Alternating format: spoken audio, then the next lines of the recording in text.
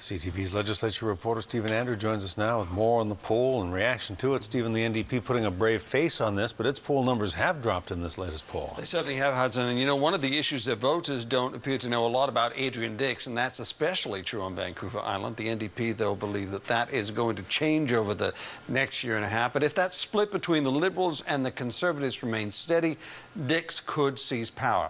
Now, I sat down with him last week for a year-end interview, and I asked him about the future.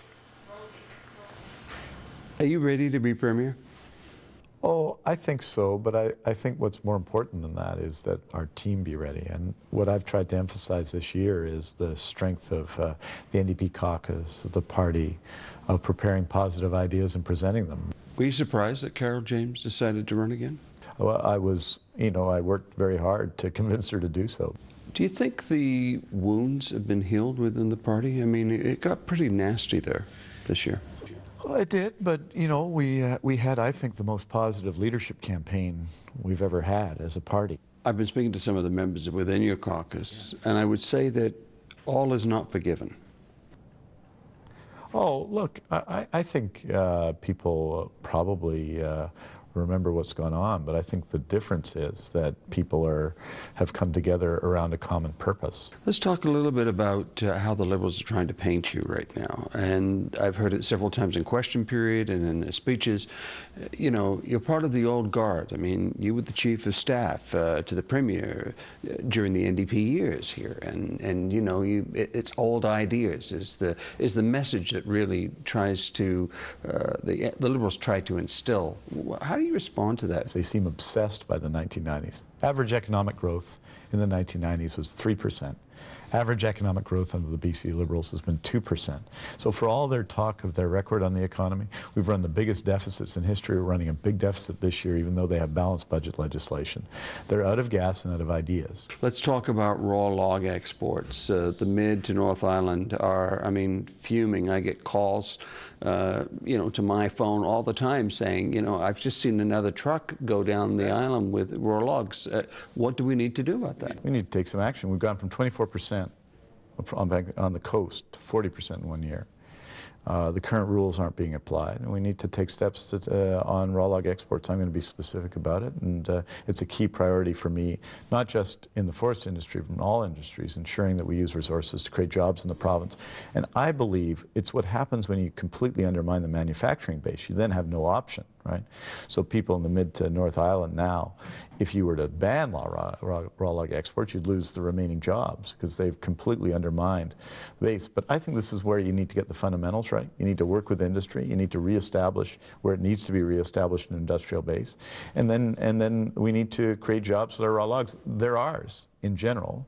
And there's lots of private lands, but you will be seeing specific action from an NDP government if we're elected on raw log exports. And I think the Liberal approach, which has led to 35,000 job losses in forestry, isn't the right approach.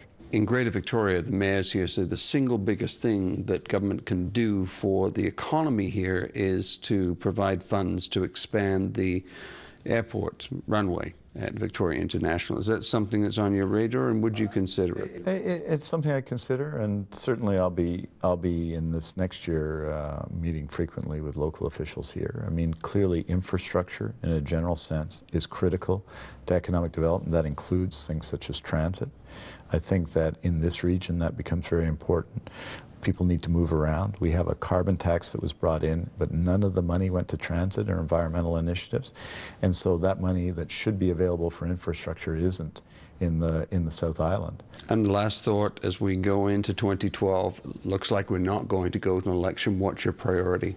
In the short term, making sure that young people get the skills they need, pressuring the government to take some action. They've neglected the skills system for 10 years, and now we face a future where we're going to have jobs in many places without people, and we may have to import labor while we have long-term unemployed and people without jobs.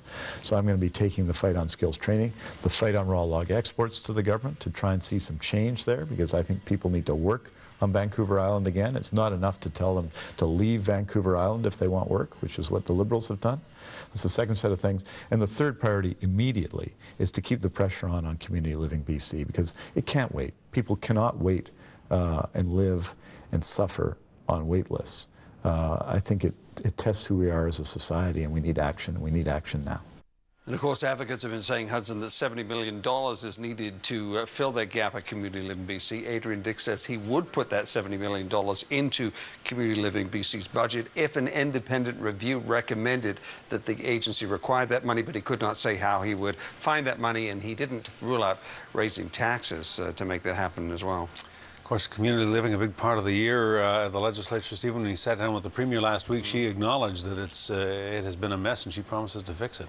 She certainly does, and though she is not committing to that independent review, right now they have, you know, deputy assistants and others looking at this issue. So it's going to be very interesting to see what she's going to come up with the new year. You can expect, though, I think, when Christy Clark resumes at the legislature in January, that they are really going to try to restart the clock. All right. Stephen Andrew, thank you. You're welcome.